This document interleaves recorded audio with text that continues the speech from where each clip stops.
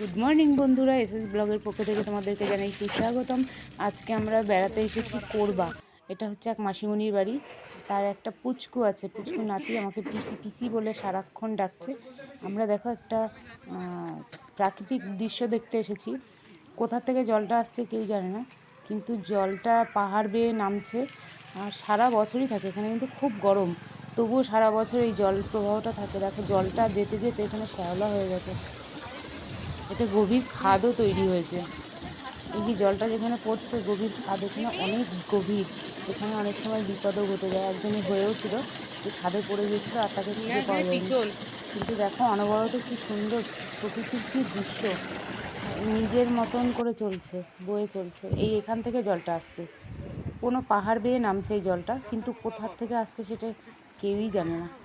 আমি আর বড়মা যাদের বাড়ি বেড়াতে গেছিলাম, দেখো তাদের ছবি, এটা ভীষণ ভালো। আজকে আমার ভিডিওটা এইটুকুই।